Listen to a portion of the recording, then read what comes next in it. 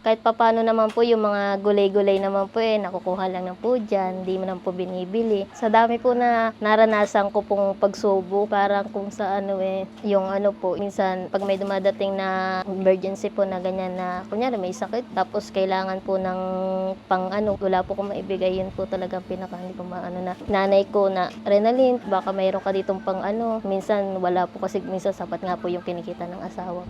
Masasabi ko po kay Ma'am Maricel po, maraming salamat po dahil isa po siya sa binigay sa akin ni God din na tulay para po natulungan po kaming mga nangangailangan. Sana po marami pa po siyang matulungan at sana po maraming blessing pa po ang dumating sa kanya.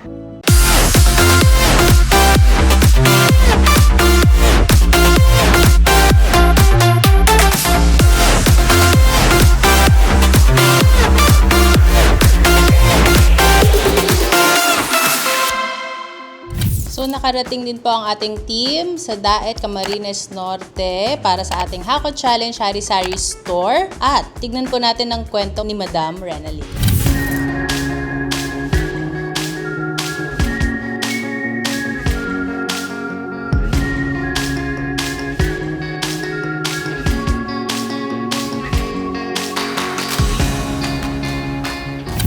Tao po!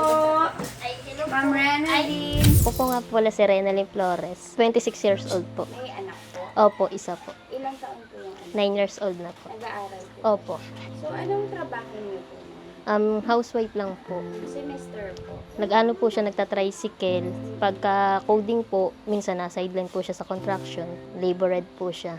So, ilan kayo magkakapatid? Bali, 6 po kami. Ako po yung pinakapanganay po sa magkakapatid. Nasaan po yung nanay niyo? Nasa Laguna po. Yung tatay po? Patay na po. Sa niya po, sa pagtatricycle niya po, minsan na 1,000, minsan na 800. Tapos yung gasolina po, nagagasolina din po siya. Kaya minsan may natitira pong 600. Okay na. Sa pag yung mga labor is 450 po. malinis na yun. Opo, malinis na po yun. So, ma'am, paano din na pagkakasya yung kita niyo, sir, sa pang-araw-araw? Ano po, ginagawa ko po niyan, yung kung ano po yung pangangailang bukas po, kunyari kape, ganyan, binibili ko na po yan, bigas. Ganun po ang namin, minsan kasya, minsan kulang. So, regarding mo dun sa nanay mo nasa Laguna po.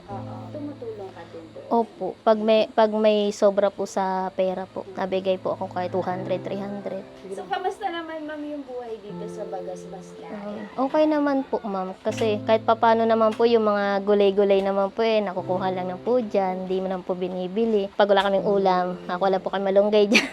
Gagataan po. Dito, ma'am, sa bahay niyo, sino pong nakatira dito? Yung binan ko po na mag-asawa. Tapos yung asawa ko po. Pero Ako yung bahay na to, ma'am, kanina. sa biyanan ko po. Nakikipisan lang po kami. So, ma'am, bakit ka sumali sa Hako Challenge Sari-Sari Store giveaway? Para po makatulong sa nanay ko po kasi isa na po siyang solo parent. Tsaka sa biyanan ko, gawa din po na yung biyanan ko pong lalaki may sakit din po. Para naman po kahit papano kung may sari-sari sector nga po, may papasok na income po. Sa dami po na naranasan ko pong pagsubo, parang kung sa yung po, minsan pag may dumadating na emergency po na ganyan na, kunyari may sakit, tapos kailangan po ng wala po kung maibigay, yun po talagang hindi ko na nanay ko na Renalyn, baka mayroon ka ditong minsan wala po kasi minsan sapat nga po yung kinikita ng asawa po. Ano ma'am nararamdaman mo nung nalaman mo na isa ka sa napili ni Miss Maricel? Natutuwa po na naiiyak kasi hindi ko po expect na sa 6,000 po na sumali po, isa po ako sa mabubunot Super saya ko po na hindi ako makapaniwala. Sabi ko sa sarili ko, ito na yata yun. Ito na yung blessing na inaantay ko kay Lord. Masasabi ko po sa sari-sari store na binigay po ni Ma'am Maricel Tulfo, super saya ko po. Hindi po, hanggang ngayon hindi po ako makapaniwala. Ano yung masasabi mo, ma'am, kay Miss Maricel Tulfo? Masasabi ko po kay Ma'am Maricel po, nagpapasalamat po ako dahil isa po siya sa naging tulay ni God para po matulungan po kaming mga nangangailangan po. Masasabi ko po kay Ma'am Maricel Tulfo, maraming salamat po dahil isa po siya sa binigay sa akin ni God din na tulay para po natulungan po kaming mga nangangailangan. Sana po marami pa po siyang matulungan at sana po maraming blessing pa po ang dumating sa kanya.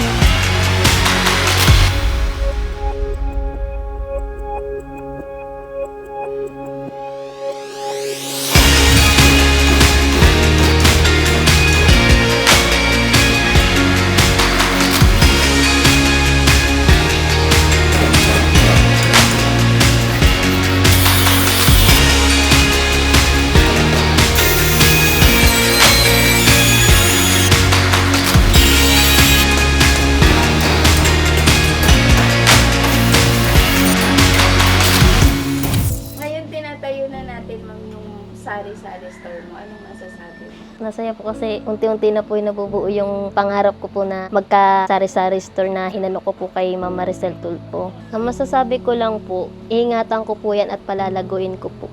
At super saya ka nga po.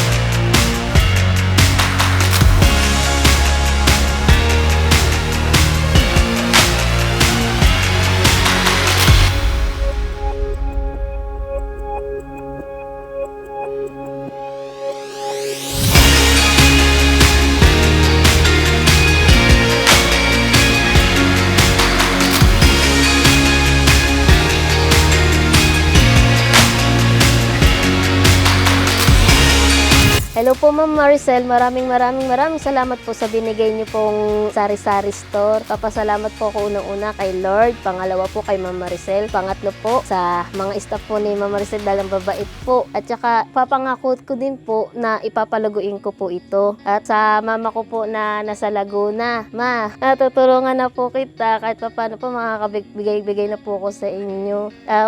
Ayun nga po, sabi, kay Ma'am Maricel, belated po, happy birthday po. Salamat po sa binigay niyo pong 33rd birthday. Papasalamat po ako kasi isa po ako sa napili sa 33rd birthday giveaway sari-sari store. Maraming salamat po. Belated happy birthday po.